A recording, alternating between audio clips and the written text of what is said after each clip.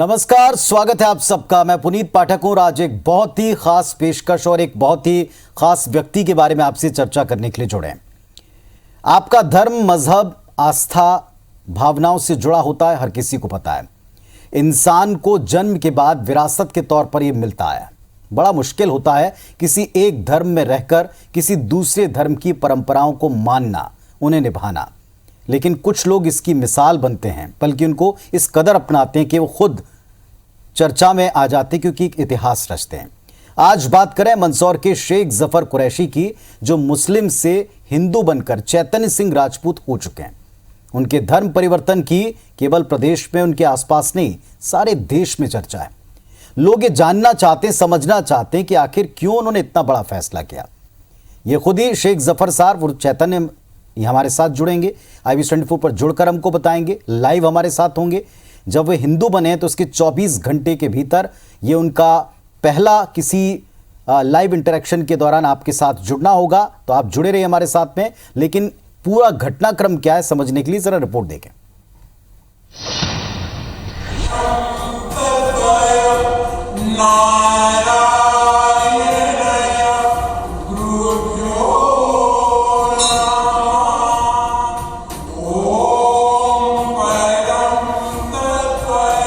मैं बचपन से ही था और घर में मंदिर भी है, रोज़ पूजा पाठ भी करता हूँ, मंदिरों पर भी जाता था, पूरा सनातन का ही पालन कर रहा था। अब पूरे विधि विधान से मैं पूरी तरह सनातन में आ गया हूँ।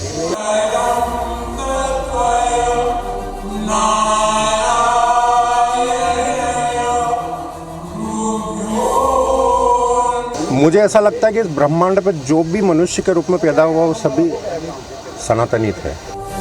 मध्य प्रदेश के मंदसौर जिले के शेख जफर कुरैशी इस वक्त चौतरफा चर्चा में है। वजह है इन्होंने शुक्रवार को पशुपतिनाथ मंदिर में पूरे विधि विधान से सनातन धर्म अपना लिया है। शेख जफर को मुंबई के महामंडलेश्वर स्वामी चिदंबरानंद सरस्वती ने दीक्षा देकर चैतन्य सिंह राजपूत के तौर पर हिंदू नाम भी दिया। शेख जफर, जो अब चैतन्य राजपूत बन चुके हैं, कहते हैं काफी खुश हैं। और आज मैं बहुत खुश हूँ, बहुत अच्छा लग रहा है। ऐसा कम ही होता है जैसा शेख जफर ने किया। क्या मुस्लिम धर्मगुरु इसका विरोध नहीं करेंगे? इसके जवाब में ऊपर नहीं, पूरे होशो हवास में सोच विचार कर धर्म बदला है। ये तलवार से किया हुआ धर्म परिवर्तन नहीं है, मेरी इच्छा का है, मेरी इच्छा से किया मैंने। शेख जफर उर्फ चैतन्य कहते हैं कि वो मुस्लिम होते हुए भी नमाज पढ़ने कभी मस्जिद नहीं गए, न ही उन्हें तौर तरीके पता है। मैं कभी भी मस्जिद में जाके नमाज नहीं पढ़ी है मैंने। और अगर जैसे कभी ईद के समय या कभी ऐसा कोई परिस्थिति बनी कि कोई विशेष नमाज है और मुझे परिवार के साथ, मुझे बहुत सालों पहले जब मैं छोटा था तब अगर मुझे परिवार के साथ जाना पड़ा, तो चूंकि मुझे पढ़ना तो आती ही नहीं थी, तो मैं घर वालों के साथ चला जाया करता था।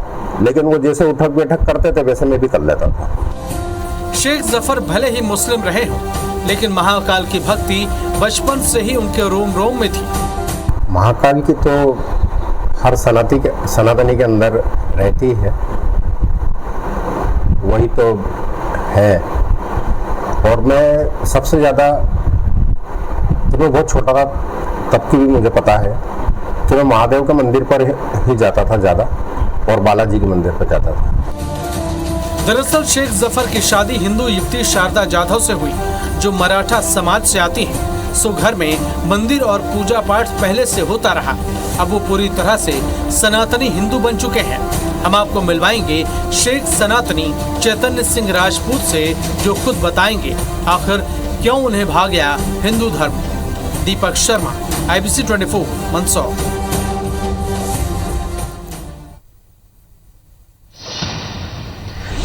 तो शेख जी से सनातनी बनने तक की पूरी यात्रा, जो आपने कुछ कुछ अंश अभी उनके सुने, हमारे साथ में इस वक्त वो लाइव जुड़ रहे हैं। और जो ये बड़ा निर्णय किया और पूरी तरह से उन्होंने अपना धर्म परिवर्तित करते हुए सनातनी बने हैं, तो ये नव सनातनी चैतन्य सिंह राजपूत जी हमारे साथ में जुड़कर इस मंच पर हैं। नमस्कार, बहुत स्वागत है आपका चैतन्य सिंह राजपूत जी। चैतन्य अपने आप में नाम ही बहुत कुछ प्रकट करता है, और आपकी कुछ बातें हमने सुनी है, लेकिन बड़ा कौतूहल है लोगों के मन में, बहुत सी जिज्ञासा है कि आपने कब पहली बार सोचा, कब आपने सनातनी बनने का ठाना? बहुत से प्रश्न लोगों के आपने फेस किए होंगे, मैं आपसे पूछता हूं लोगों की तरफ से, कब आपको विचार आया कि आपको ये धर्म अपनाना है? विचार तो कई सालों पहले आ गया था, और एक समय किसी का हिम्मत की आवश्यकता थी, क्योंकि कोई छोटा मोटा कदम नहीं है, बहुत बड़ा कदम है। फिर भी कितने साल हुए होंगे आपको ये अपने मन के भीतर रखते रखते कि मुझे इस धर्म में जाना है, मेरी इसी में सही आस्था है? करीब 23 साल पहले से मैं नवरात्रि की स्थापना करना घर में शुरू कर दी थी मैंने। मेरी पत्नी और हम दोनों मंदसौर रहते हैं। यहाँ हमने 23 वर्ष पहले घर में स्थापना माताजी की, गणपति जी की करना शुरू कर दी थी। उस समय मेरे मन में ऐसा लगने लगा था कि अब हमें हमारे मूल में लौट जाना चाहिए। तब से विचार आया था, लेकिन मुझे एक सपोर्टर की आवश्यकता थी, और यह हिम्मत मुझे मंदसौर विधायक श्री यशपाल सिंह सिसोदिया और उनके सुपुत्र भानु प्रताप सिंह सिसोदिया ने दी। जी, आपकी पत्नी के बारे में हमने सुना है कि आपकी पत्नी हिंदू धर्म से आती हैं, और उनका निश्चित तौर पर एक जीवन साथी का प्रभाव पड़ता है हर एक व्यक्ति पर। हर शादीशुदा आदमी की ज़िंदगी शादी के बाद बदल जाती है। तो क्या, जैसे अभी आप कह रहे थे कि आपको एक साथ की आवश्यकता थी क्योंकि बड़ा निर्णय है, तो क्या उनके आने के बाद में आपका ये निश्चय और प्रगाढ़ हुआ और मजबूत हुआ? मेरी पत्नी के आने के बाद? जी जी, मैं आपको बताना चाहूंगा, मैंने हिंदू समाज में शादी इसीलिए की क्योंकि मेरी विचारधारा ही सनातनी है। मैं कर्म से पूरी तरह सनातनी था। अगर मैं किसी मुस्लिम लड़की से शादी करता तो न वो सुखी रह सकती थी, न मैं सुखी रह सकता था। क्योंकि एक मुस्लिम लड़की हो या एक मुस्लिम पुरुष हो, कभी भी इस्लाम के बीच में दूसरे धर्म की किसी भी क्रियाकर्म को बीच में नहीं आने देते। अगर ऐसा होता कि मैं अगर किसी मुस्लिम लड़के से शादी कर लेता तो घर में हर रोज कलेश होते। तो जीवन को मैं नर्क बनाना नहीं चाहता था।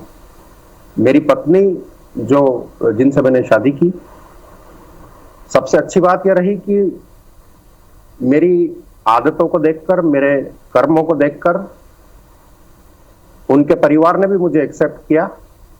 पढ़े लिखे सुलझे हुए लोग हैं, शासकीय सेवक हैं सब। मेरे परिवार में भी सब शासकीय सेवक हैं।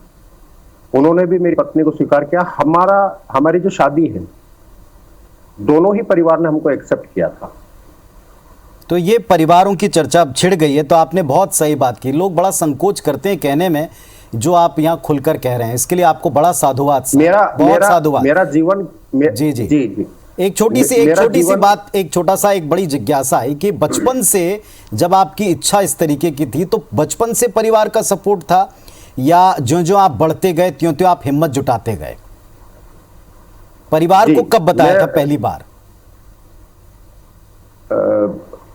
सनातन ये मंदिर पे जाने का या ऐसा?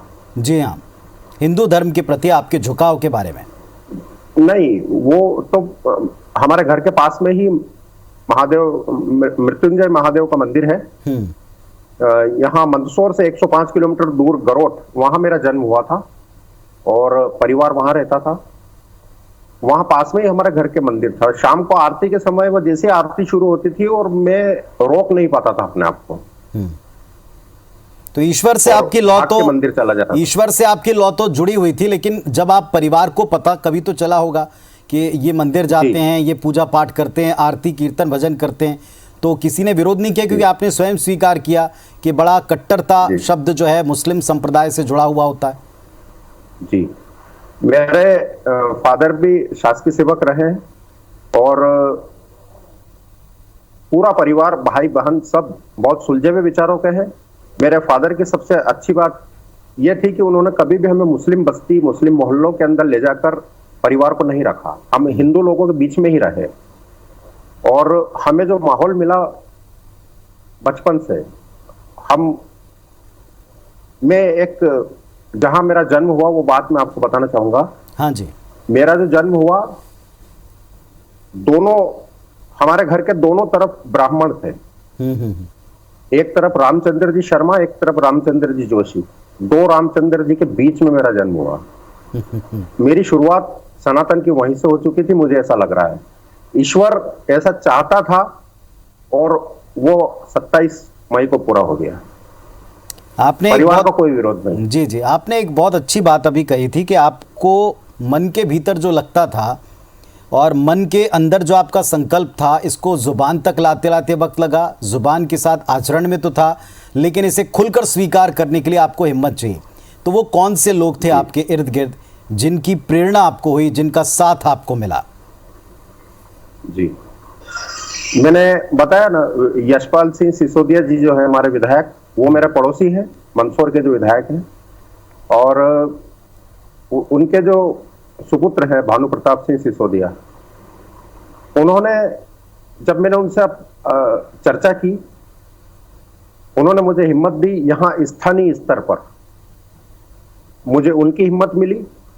मेरे एक मित्र है, भारतीय जनता राष्ट्रीय कार्यालय, भारतीय जनता पार्टी दिल्ली, वो बैठते हैं, विशाल जी शर्मा, मेरे काफी पुराने मित्र हैं और हमारी चर्चाएं होती रहती हैं।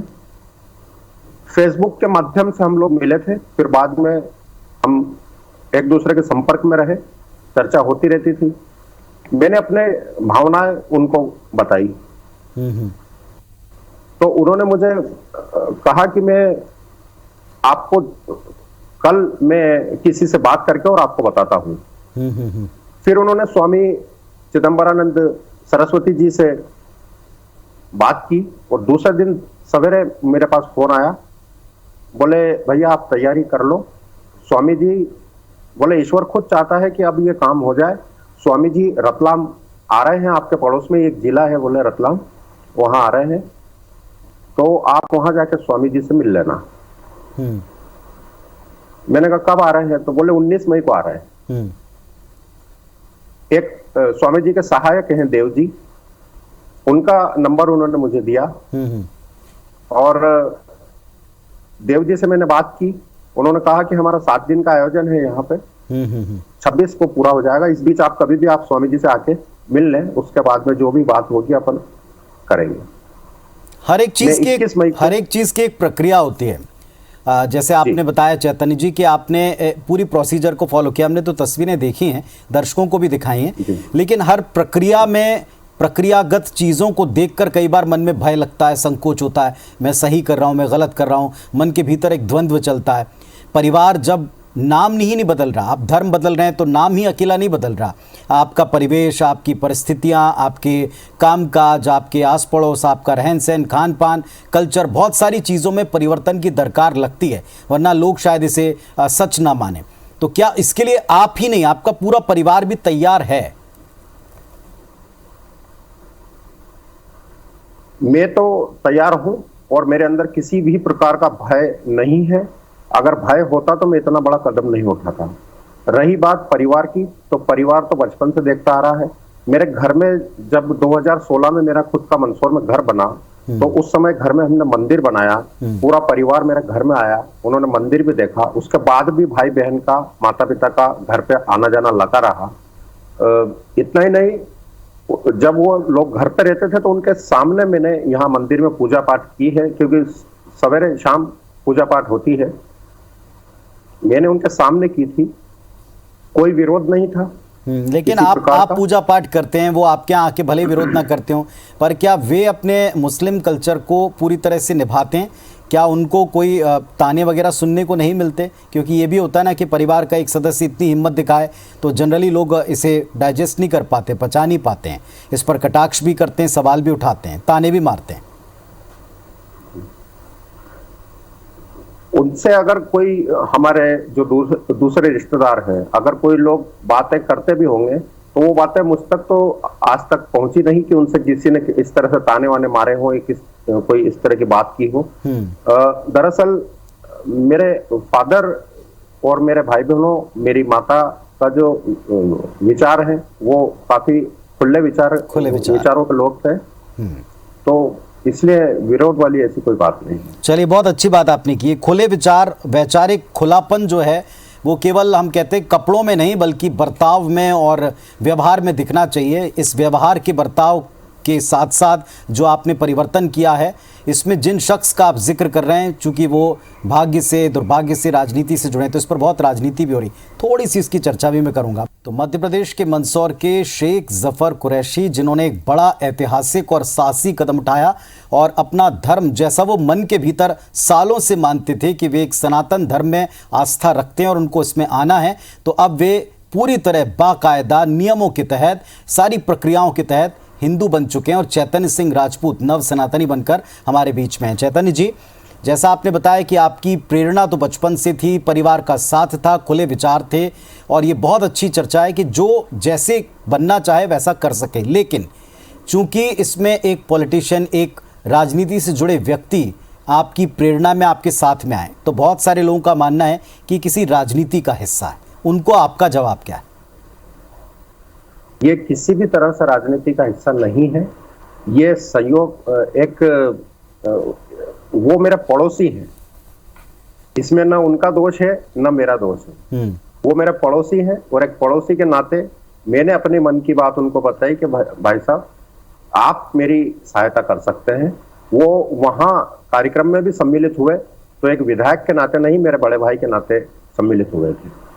लेकिन उन पर भी कटाक्ष हो रहे हैं, आप पर भी ये बात की जा रही है कि ये किसी पार्टी विशेष के एजेंडे के तहत तो नहीं हो रहा, किसी ने आपको कोई प्रेशर तो नहीं डाला, किसी ने आपको अपनी तरफ लाने के लिए कोई ऐसी चीज तो नहीं दी, प्रलोभन या दबाव तो नहीं है, ये बार बार पूछा जा रहा है।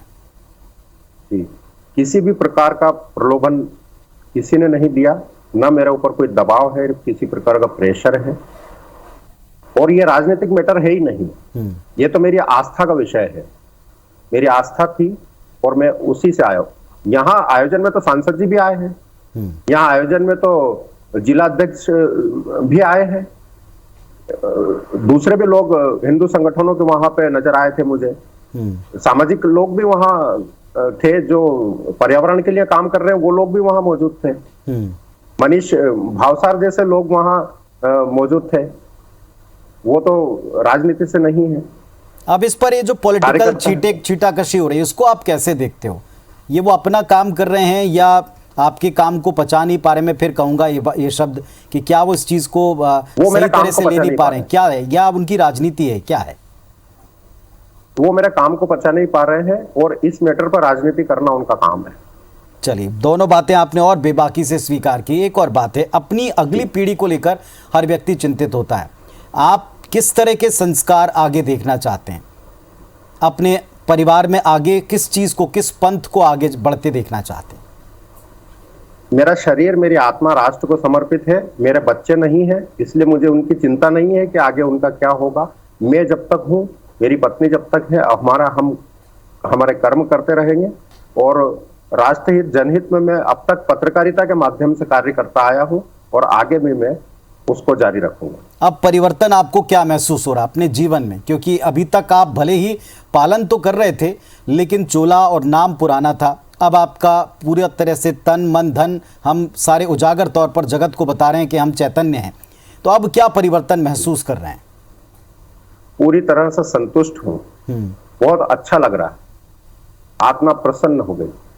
जो चाहता था वो इच्छा पूरी हो गई। बस कोई लक्ष्य आपका जीवन का ऐसा है जिसको आपको लगता है कि अब मुझे और इसे हासिल करना है? क्योंकि लोग अब आपको प्रेरणा की तरह भी देखेंगे और साथ ही साथ एक उदाहरण की तरह पेश भी करेंगे। तो आपका क्या लक्ष्य है जीवन का अगला? मैंने अभी तक आपसे बिल्कुल खुलकर बात की है और मेरा जीवन एकदम खुली किताब है। मैं जब भी किसी से बात करता हूं तो बिल्कुल खुल के करता हूं। हम महसूस कर रहे हैं। अब मेरा अगला उद्देश्य जो वो ये है कि ब्राह्मण, क्षत्रिय, वैश्य और शूद्र 4 वर्ण है, ये चारों आपस में लड़ रहे हैं। इनको लड़ने से रोकना है और राष्ट्र को मजबूत बनाना है। एक सशक्त राष्ट्र के लिए जो चीज़ें निर्मित की गई थी, जिनका आपने 4 भागों का जिक्र किया, इनमें संघर्ष भी कहीं ना कहीं सियासत या स्वार्थ की वशीभूत होकर हुआ। अब आप इसे दूर करेंगे कैसे? क्या इसको लेकर के आपकी कोई प्लानिंग है? किसी संस्था से, किसी व्यक्ति से, पार्टी से, किसी आश्रम से आप जुड़ करके काम करेंगे या स्वतः निकल पड़ेंगे? क्या विचार किया है इस बारे में? एक जो हमारा एक रजिस्ट्रेशन प्रोसेस में चल रहा है और हम उस संगठन के माध्यम से, क्योंकि सोशल मीडिया के माध्यम से मेरे देश के कोने कोने में मेरे फॉलोअर्स हैं पहले से, जो मेरे विचारों से प्रभावित हैं, जिन्हें मेरे अंदर कुछ सच्चाई नजर आती है, वो मुझसे पहले से जुड़े हुए हैं और वो मेरे साथ काम करना चाहते हैं इस पर। मैं कोशिश करूंगा कि ये जो द्वंद्व आपस में इन लोगों के बीच चल रहा है, हालांकि ये इतना आसान नहीं है, लेकिन मैं ये कोशिश करूंगा कि जितने भी लोगों को अगर मैं जोड़ पाऊं राष्ट्र हित के लिए, तो मैं इसको सफल मानूंगा। क्या आप पर जब से आपने कदम उठाया, इसके बाद जिस पंथ में, जिस धर्म में, जिस संप्रदाय में आप थे, क्या उनकी तरफ से आपको कोई हार्ड कमेंट या कोई दबाव या किसी तरह की कोई चीज़ सुनने को मिली? क्योंकि दूसरे पक्ष के बारे में भी कई सवाल उठाए जाते हैं। मुझे डायरेक्ट तो अभी किसी ने नहीं कहा, कुछ ना फोन आया है और ना ही ऐसी कोई बात हुई है। और दूसरे जो मुझसे जुड़े हुए लोग हैं उनके माध्यम से पता चल रहा है, सोशल मीडिया पर काफी कुछ गलत मेरे बारे में कमेंट किए जा रहे हैं। तो अब कहाँ ध्यान दूंगा? मेरा ध्यान पूरा मेरे लक्ष्य की ओर है। कैसे लेते हैं आप इन कमेंट्स को? कैसे लेते हैं? आपका इतना पॉजिटिव उद्देश्य है, लेकिन इतने पॉजिटिव उद्देश्य पर मैंने कहा ना कि इतनी पॉजिटिव चीज़ों को भी शायद ही लोग ले पाए, वो भी आज के दौर में। इनको आप लेते कैसे हैं या देखते ही नहीं? क्या करते हैं? अभी कल ही हमारे यहाँ स्थानीय एक पत्रकार है, उन्होंने मुझसे सवाल किया था कि बाजार में ऐसी बातें चल रही हैं कि मुस्लिम डरे हुए हैं और इन्होंने डर के कारण सनातन को अपना लिया। तो मैंने उनको बताया था कि यहाँ से ज्यादा दूर नहीं है, इसी जिले की एक तहसील है गरोट, वहां चले जाइए, वहां पूरी कुंडली पड़ी हुई है मेरी, उस कुंडली को पढ़ लीजिए तो आपको पता चल जाएगा कि मुस्लिम डरा हुआ है। ये वाला मुस्लिम जो था कल तक, वो डरा हुआ है या डर के कारण किया या इसकी आस्था के कारण इसने इसको ग्रहण किया।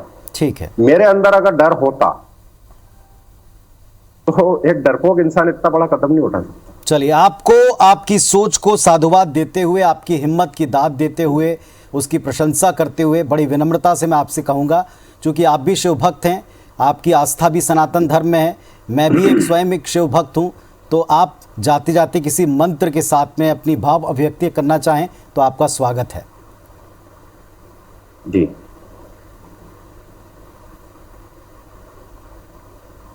ओम त्र्यंबकम यजामहे सुगंधिम पुष्टिवर्धनम उर्वारुकमिव बंधनान मृत्योर्मुक्षीमामृतात्। ओम। नमस्कार, बहुत बहुत धन्यवाद आपका IBS 24 पर जुड़ने के लिए, अपनी बात कहने के लिए। आपको ढेर सारी शुभकामनाएं। धन्यवाद।